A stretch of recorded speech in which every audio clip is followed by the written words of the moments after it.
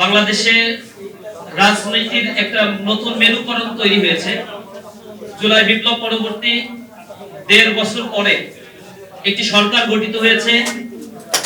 যদিও আমাদের প্রত্যাশা ছিল এই সরকারটি জনগণের রায় নিয়ে গঠিত হবে, কিন্তু ইলেকশন ইঞ্জিনিয়ারিং এর মধ্য দিয়ে বিভিন্ন জায়গায় পেশি শক্তি খাটিয়ে এবং তারা নানাভাবে প্রশাসনকে প্রভাবিত করে তারা ইলেকশন ইঞ্জিনিয়ারিং করে ক্ষমতায় এসেছে ব্রুট মেজরিটি নিয়ে। এরপরেই সংসদ অধিবেশনে আমরা তাদের কাছে প্রত্যাশা করেছিলাম একটি জনবান্ধব জন আকাঙ্ক্ষার একটি দেশ গড়ার জন্য সরকার এবং বিরোধী দল কাঁধে কাঁধ মিলিয়ে এই রাষ্ট্র গঠনের জন্য ভূমিকা রাখবে।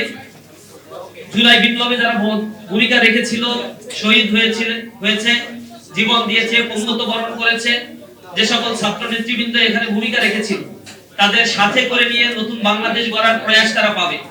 কারণ তাদের রাজনৈতিক অধিকার দীর্ঘ সময় ধরে বঞ্চিত ছিল। তাদের প্রধান নেতা দেশের বাইরে দেশান্তরিত অবস্থায় ছিল। এই অবস্থায় থেকে দেশের রাজনীতির একটা পরিবর্তনের জন্য যারা জীবন দিয়েছে, যারা এখানে আহত হয়েছে, পঙ্গুত্ব বরণ করেছে, তাদেরকে সাথে নিয়ে এই দেশ গড়ার যে সুযোগটা তাদের ছিল সেটা তারা না করে ভিন্ন পথে ভিন্ন পন্থা তারা অবলম্বন করেছে। এবং তাদের মধ্যে যে অহংবোধ, সংসদে দাঁড়িয়ে স্বরাষ্ট্রমন্ত্রীর বক্তব্যের ক্ষেত্রে বিরোধী দলকে অন্যান্য সংসদ সদস্যকে যেভাবে তুচ্ছ তাচ্ছিল্য করে কথাবার্তা বলার স্টাইল, প্রধানমন্ত্রীর সামনে দাঁড়িয়ে তিনি অনেকটা ডিফ্যাক্টো প্রধানমন্ত্রীর মতো যেভাবে ভঙ্গিমায় কথাবার্তা বলেন এবং সংবিধানের যে ধরনের ব্যাখ্যা নিজের মতো করে আপন মহিমায় দেন, মাঝে মাঝে যা স্ববিরোধিতায় রূপান্তরিত হয়, সেগুলো জনমনে আতঙ্ক সৃষ্টি করছে। আরেকজন ওবায়দুল কাদের আমরা দেখতে পাই কিনা আমরা শঙ্কিত হয়ে পড়েছি। তারই প্রেক্ষাপটে আমরা গণভোটের এই যে জনসম্পৃক্ততা ছিল, প্রায় ৭০% মানুষ যে ভোটে রায় দিয়েছে, যারা ৫১% ভোট পেয়ে তারা সরকার গঠন করে ক্ষমতা পরিচালনা করছে, তাদের চাইতেও বেশি পাওয়ারফুল যে ভোট, সেই ভোটকে তারা ডিনাই করার মতো সাহস তারা দেখাচ্ছে। এখন তারা সেই প্রস্তাব উত্থাপন করবে না, সেই রায়কে তারা বাস্তবায়ন করবে না। তারই প্রেক্ষাপটে ছাত্র সংগঠন হিসেবে, দায়িত্বশীল ছাত্র সংগঠন হিসেবে ইসলামী ছাত্র শিবির মনে করছে এই পরিস্থিতিতে মুখ বন্ধ করে থাকার কোনো সুযোগ নেই। আমরা আমাদের কথাগুলো বলবো, আমাদের দাবিগুলো উত্থাপন করছি। সরকারের সুবুদ্ধি উদ্ধার না হলে আমরা রাজপথে দাঁড়িয়ে আমাদের কথাগুলো বলার চেষ্টা করব এবং দাবি আদায়ের জন্য ছাত্র জনতাকে সাথে নিয়ে আমরা রাজপথে থাকবো ইনশাআল্লাহ। আমি সামগ্রিক প্রেক্ষাপটে বর্তমান সময়ের আলোকে আমাদের আজকে যে সেমিনারের আয়োজন করা হয়েছে সেই সেমিনারের প্রবন্ধ পেপার আপনাদের সামনে উপস্থাপন করছি। গণভোটের আলোকে জনরায় বাস্তবায়নে গরিমসি, সরকারের দায় ও জবাবদিহিতা, ঐতিহাসিক প্রেক্ষাপট এবং জনরায়ের সাংবিধানিক চরিত্র নিয়ে আমি শুরুতে আলোচনা করব। গণতান্ত্রিক রাষ্ট্র ব্যবস্থার মূল ভিত্তি হলো জনসম্মতি, অংশগ্রহণ ও সার্বভৌম ইচ্ছার প্রতিফলন।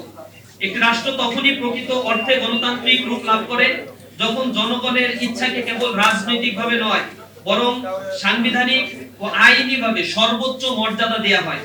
বাংলাদেশের সাম্প্রতিক রাজনৈতিক প্রেক্ষাপটে ২০২৪ সালের জুলাই আগস্টের ছাত্র জনতার ঐতিহাসিক অভ্যুত্থান এই মূলনীতির এক বাস্তব ও শক্তিশালী বহিঃপ্রকাশ হিসেবে আবির্ভাব হয়েছে। এই অভ্যুত্থানের মাধ্যমে ফ্যাসিবাদ ও স্বৈরাচার শাসন ব্যবস্থার মূলোৎপাটন হয়েছে। রাষ্ট্র পুনর্গঠনের একটি নতুন সম্ভাবনার দ্বার উন্মুক্ত হয়েছে। অভ্যুত্থান পরবর্তী সময়ে সার্বজনীন রাজনৈতিক দাবি ছিল রাষ্ট্রীয় কাঠামোর আমূল পরিবর্তন করা, এমন মৌলিক সংস্কার এখানে আনয়ন করা যার মাধ্যমে ভবিষ্যতে কোনো ব্যক্তি বা দল পুনরায় ফ্যাসিবাদী চরিত্র অথবা ক্ষমতার একচ্ছত্র আধিপত্য গ্রহণ করতে না পারে। অর্থাৎ এই আন্দোলনের কেন্দ্রীয় লক্ষ্য ছিল ক্ষমতার বিকেন্দ্রীকরণ, প্রাতিষ্ঠানিক জবাবদিহিতা এবং সাংবিধানিক ভারসাম্য প্রতিষ্ঠা করা। এই গণ আকাঙ্ক্ষাকে প্রাতিষ্ঠানিক রূপ দেওয়ার লক্ষ্যে জাতীয় ঐক্যমত্য কমিশন গঠিত হয়, যেখানে দেশের বিভিন্ন রাজনৈতিক দল ও নাগরিক সমাজের প্রতিনিধিরা অংশগ্রহণ করে। দীর্ঘ আলোচনার পর ৮৪টি সংস্কার প্রস্তাবে ঐক্যমত্য প্রতিষ্ঠিত হয়, যার মধ্যে ৪৭টি ছিল সরকারের সংবিধান সংশোধন সম্পর্কিত, সরাসরি সংবিধান সংশোধন সম্পর্কিত। এই প্রস্তাবসমূহ ২০২৫ সালের ১৭ অক্টোবর রাজনৈতিক দলসমূহের অংশগ্রহণে আনুষ্ঠানিকভাবে স্বাক্ষরিত হয়ে জুলাই জাতীয় সনদ হিসেবে আত্মপ্রকাশ করে। জুলাই সনদের প্রস্তাবগুলো রাষ্ট্রীয় ক্ষমতার কাঠামোকে পুনর্বিন্যাস করার লক্ষ্য বহন করে। এতে প্রধানমন্ত্রীর ক্ষমতা সীমিতকরণ, রাষ্ট্রপতির ক্ষমতা পুনর্বিন্যাস, দ্বিকক্ষ বিশিষ্ট সংসদ প্রতিষ্ঠা, মৌলিক অধিকার সম্প্রসারণ, বিচার বিভাগের স্বাধীনতা এবং সাংবিধানিক প্রতিষ্ঠানের নিয়োগ প্রক্রিয়ায় স্বচ্ছতা নিশ্চিত করার মতো মৌলিক সংস্কার অন্তর্ভুক্ত ছিল। এই সনদের বাস্তবায়ন নিশ্চিত করার লক্ষ্যে 2025 সালের 13 নভেম্বর রাষ্ট্রপতি জুলাই জাতীয় সনদ সংবিধান সংশোধন বাস্তবায়ন আদেশ 2025 জারি করে। এই আদেশের মাধ্যমে সনদকে একটি কার্যকর আইনি কাঠামোর মধ্যে আনা হয় এবং জনগণের প্রত্যক্ষ মতামত গ্রহণের পথ উন্মুক্ত হয়। এই ধারাবাহিকতায় 2026 সালের 12 ফেব্রুয়ারি ত্রয়োদশ জাতীয় সংসদ নির্বাচনের দিনে এই ঐতিহাসিক গণভোট অনুষ্ঠিত হয়। নির্বাচন কমিশনের তথ্য অনুযায়ী এই গণভোট প্রায় 68.59% ভোটার হ্যাঁ ভোট প্রদান করে জুলাই সনদের পক্ষে সুস্পষ্ট এবং নিরঙ্কুশ সমর্থন ব্যক্ত করে, যা বর্তমান সরকারের ম্যান্ডেটের চাইতেও অনেক বেশি শক্তিশালী। একজন সচেতন নাগরিক হিসেবে সচেতন নাগরিকের দৃষ্টিকোণ থেকে এই গণভোটের তাৎপর্য অত্যন্ত গভীর। এটি কেবল একটি নীতিগত অনুমোদন নয়, বরং এটি রাষ্ট্র ও জনগণের মধ্যে একটি নতুন সামাজিক চুক্তি বা সোশ্যাল কন্ট্রাক্ট প্রতিষ্ঠা। জনগণের এই প্রত্যক্ষ ম্যান্ডেট স্পষ্টভাবে নির্দেশ করে যে নির্বাচিত প্রতিনিধিরা কেবল আইন প্রণেতা হিসেবে নয়, বরং সংবিধান সংস্কার পরিষদের সদস্য হিসেবে দ্বিতীয় শপথ গ্রহণ করে নির্দিষ্ট সময়সীমার মধ্যে জুলাই সনদের আলোকে সংবিধান সংশোধন সম্পন্ন করবেন, যে শপথ ইতিমধ্যে বিরোধী দল নিয়েছে। অতএব এই গণভোটের ফলাফলকে একটি সাধারণ রাজনৈতিক মতামত হিসেবে দেখা যায় না, এটি একটি সুস্পষ্ট সাংবিধানিক নির্দেশনা, যা জনগণের সার্বভৌম ক্ষমতার প্রত্যক্ষ বহিঃপ্রকাশ। গণভোটের সাংবিধানিক বাধ্যবাধকতা বনাম নোট অফ ডিসেন্ট। বর্তমান ক্ষমতাসীন বিএনপি নেতৃত্বাধীন সরকারের পক্ষ থেকে জুলাই সনদ পূর্ণাঙ্গভাবে বাস্তবায়ন না করার পক্ষে যে প্রধান যুক্তি উপস্থাপন করা হচ্ছে তা হলো জাতীয় ঐক্যমত্য কমিশনের আলোচনার সময় তারা সনদের বিভিন্ন গুরুত্বপূর্ণ ধারায় নোট অফ ডিসেন্ট বা ভিন্ন মত প্রদান করেছিল। সুতরাং তাদের দাবি অনুযায়ী সংসদে 2/3 সংখ্যাগরিষ্ঠতার ভিত্তিতে তারা নিজেদের দলীয় অবস্থান বা নির্বাচনী ইশতেহার অনুযায়ী সংস্কার বাস্তবায়ন করতে পারে এবং বাধ্যতামূলকভাবে জুলাই সনদ অনুসরণ করতে হবে না। কিন্তু এই যুক্তি কেবলই একটি দুর্বল যুক্তি নয়, এটি সাংবিধানিকভাবে অসঙ্গতিপূর্ণ, যৌক্তিকভাবে স্ববিরোধী এবং গণতান্ত্রিক নীতির সুস্পষ্ট পরিপন্থী। এই অবস্থানের অসারতা তিনটি মৌলিক আইনি ভিত্তির আলোকে ব্যাখ্যা করা যায়। এখানে একটি মৌলিক সাংবিধানিক দ্বন্দ্ব স্পষ্ট হয়ে ওঠে। জনগণের প্রত্যক্ষ সার্বভৌম অর্থাৎ পপুলার সভরেন্টি বনাম সংসদীয় সংখ্যাগরিষ্ঠতার একটি দাবি। জনরায়ের সর্বোচ্চ সাংবিধানিক বৈধতা আসলে কি? বাংলাদেশের সংবিধানের 7-1 অনুচ্ছেদে সুস্পষ্টভাবে ঘোষণা করা হয়েছে, প্রজাতন্ত্রের সকল ক্ষমতার মালিক হবে জনগণ।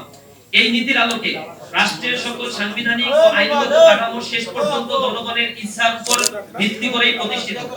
যখন কোনো দলিল, এই ক্ষেত্রে জুলাই সনদ ও তার বাস্তবায়ন আদেশ সরাসরি গণভোটের মাধ্যমে জনগণের সামনে উপস্থাপিত হয় এবং বিপুল সংখ্যাগরিষ্ঠতার মাধ্যমে অনুমোদিত হয়, তখন সেই অনুমোদন একটি সাধারণ রাজনৈতিক সমর্থন নয়, বরং এটি একটি প্রত্যক্ষ সার্বভৌম ম্যান্ডেট।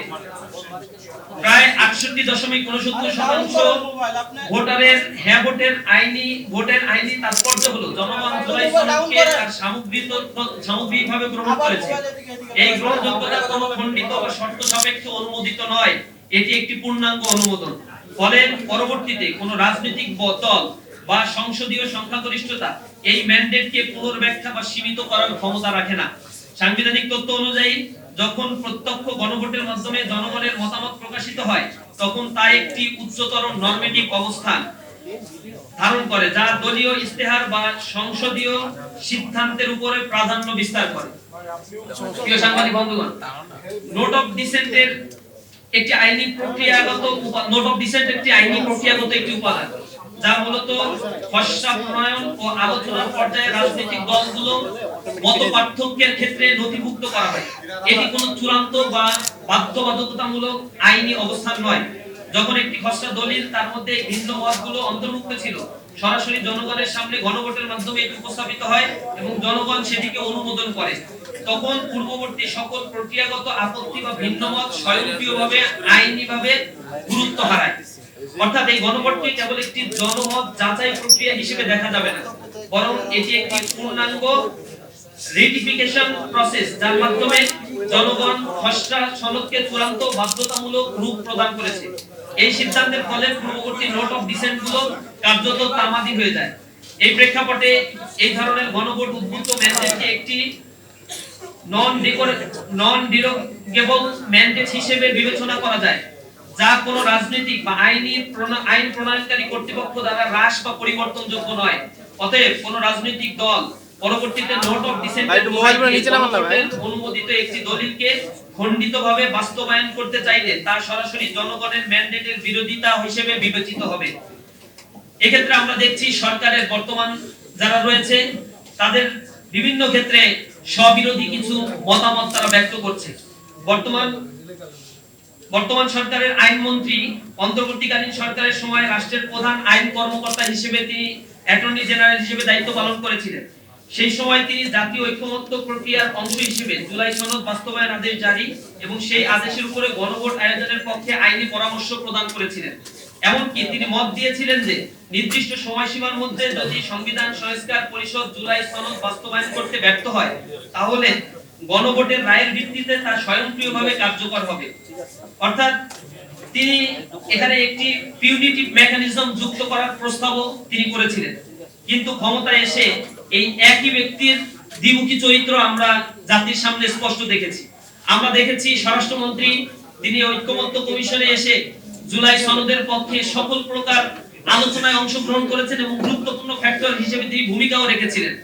গণভোটের পক্ষে তার দলীয় প্রধান ভোট চেয়েছিল, কিন্তু এখন তাদের দ্বিচারিতা জনমনে আতঙ্ক এবং আশঙ্কা সৃষ্টি করে রেখেছে, যা রীতিমতো উদ্বেগের সৃষ্টি করেছে বর্তমান বাংলাদেশের প্রেক্ষাপটে। সুতরাং আমরা স্পষ্টভাবে বলতে চাই, কোন তাত্ত্বিক বিশ্লেষণ সাংবিধানিক ব্যাখ্যাকে সামনে নিয়ে এসে এই জুলাই বিপ্লবকে প্রশ্নবিদ্ধ করে জাতির সামনে এই জাতীয় প্রতারণা করা থেকে বর্তমান সরকারকে বিরত থাকতে হবে। এরই প্রেক্ষাপটে ইসলামী ছাত্র শিবির কয়েকটি বিষয়ে সুস্পষ্ট দাবি উত্থাপন করতে চায়।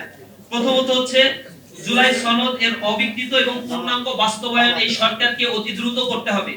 দ্বিতীয়, সকল নোট অফ ডিসেন্ট সম্পূর্ণ অকার্যকর ঘোষণা করতে হবে। তৃতীয়, সংবিধান সংস্কার পরিষদের কার্যক্রম অবিলম্বে শুরু করতে হবে। চতুর্থ, সুপার মেজরিটির অপব্যবহার বন্ধ এবং জনরায়ের সুরক্ষা সরকারকে করতে হবে। সংস্কার প্রক্রিয়ায় শতভাগ স্বচ্ছতা ও জনসম্পৃক্ততা নিশ্চিত করতে হবে। সাংবিধানিক প্রতিষ্ঠানগুলোর পূর্ণাঙ্গ স্বাধীনতা নিশ্চিত করতে হবে, যে ক্ষেত্রে সরকারের চরম উদাসীনতা এবং একঘেয়েমিতা আমরা লক্ষ্য করছি। ইতিমধ্যেই তারা তাদের ক্ষমতার অপব্যবহার করে বিভিন্ন জায়গায় তারা সংবিধানের সাংবিধানিক যে পোস্ট গুলো ছিল অথবা আমরা বিভিন্ন বিশ্ববিদ্যালয়ের ভিসি গুলোকে আমরা দেখতে পেয়েছি বিনা কারণে কোনো নোটিশ ব্যতি রেখেই তারা এই পরিবর্তনগুলো এবং ক্ষমতার অপব্যবহার করেছে। সুতরাং তারাও পরবর্তীতে যে একই রকম ফ্যাসিবাদী চরিত্রের অধিকারী হবে না, এটা নিশ্চিতভাবে কোনোভাবেই বলা যাচ্ছে না। সর্বোপরি আমরা বলতে চাই, সময়সীমা লঙ্ঘনের স্বয়ংক্রিয় বাস্তবায়ন ব্যবস্থা কার্যকর করতে হবে।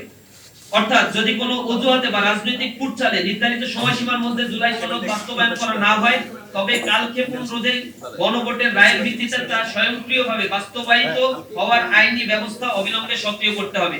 সরকারের প্রতি আমরা উদাত্ত আহ্বান জানাই, তাদের জন্য সুবুদ্ধির উদয় হয়।